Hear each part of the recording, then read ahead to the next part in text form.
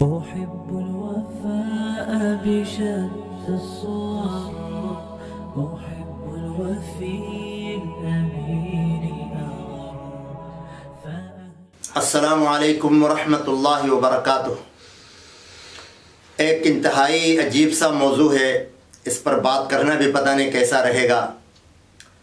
پچھلے دنوں ایک انتہائی بیہودہ عورت، جس کی بیہودگی پر پوری دنیا گواہ ہے، اور ایسی ایک عورت جو بیہودگی کر کے خود اپنی تشہیر کرتی ہے، بیہودگی کو مشہور کرتی ہے، اور جس کی بیہودگی ہر عام و خاص کی زبان پر ہے، اس عورت نے، آپ سمجھ گئے ہوں گے، میری مراد حریم شاہ، اس عورت نے حضرت مولانا فضل الرحمان صاحب، قائد ملت اسلامیہ، قائد جمعیت کے خلاف ایک غلط الزام لگایا، اور ایسی عورت پر تو بات کرنا بھی مناسب نہیں ہے، لیکن چونکہ اس نے قطر کا حوالہ دیا ہے، اس لیے میں نے اس کی وضاحت کرنا ضروری سمجھا۔ چونکہ حضرت مولانا فضل الرحمان صاحب جب بھی قطر آتے ہیں، الحمدللہ ہم ساتھ ہی ہوتے ہیں، جہاں جہاں جاتے ہیں تقریباً ہم ساتھ ہی ہوتے ہیں۔ تو اس نے قطر کا حوالہ دے کر کہا کہ میں قطر گئی تو مجھے بتایا گیا، ایجنٹ نے بتایا کہ ان کو شیمیل پسند ہے، اور پھر میرے پاس ان کی ویڈیو ہیں۔ تو ان سے سوال یہ ہے کہ کب آپ اور مولانا کا قطر ایک ساتھ آنا اتفاق ہوا تھا؟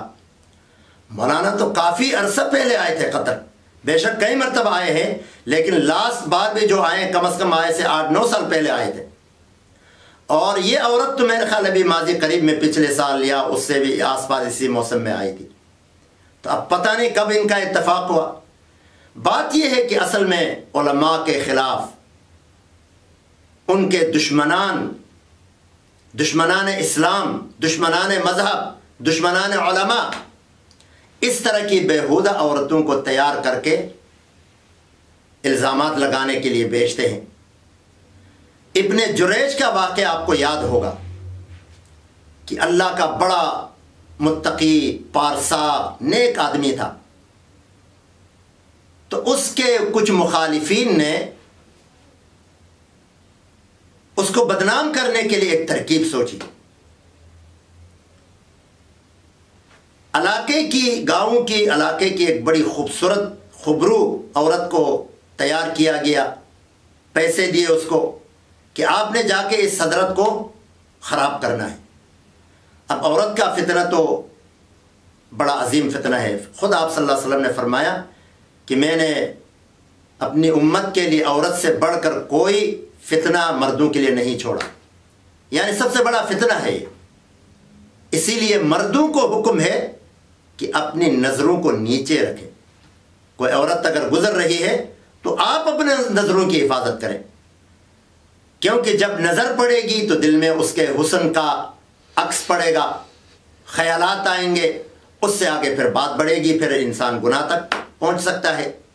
اسی لیے اللہ تعالیٰ نے قرآن کریم میں کہا وَلَا تَقْرَبُوا الزِّنَا، یہ نہیں کہا کہ زنا نہ کرو، فرمایا زنا کے قریب نہ جاؤ۔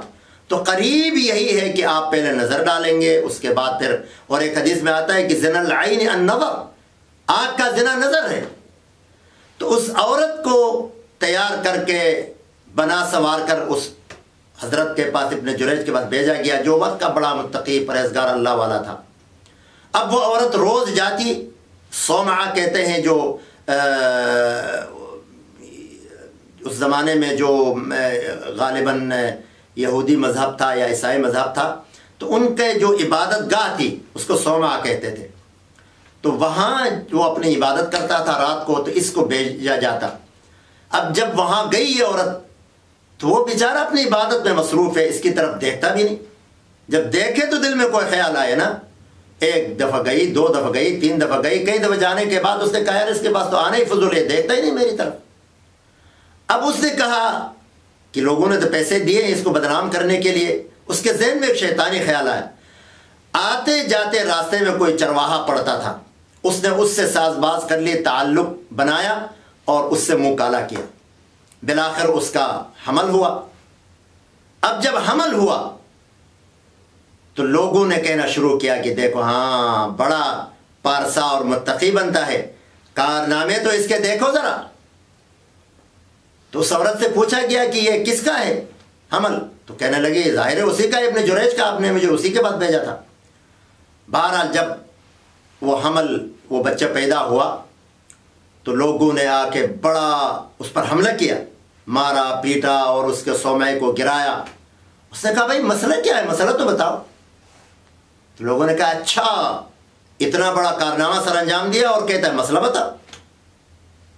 تو جب اس کو بتایا گیا کہ یہ تمہارا بچہ ہے، یہ ناجائز حرامی بچہ ہے، تو کہنے لگا کہ پہلے کہا کہ یہ تو میرا نہیں ہے، پھر کہا کہ اس بچے کو کہا۔ اب اللہ کی حکمت دیکھیں،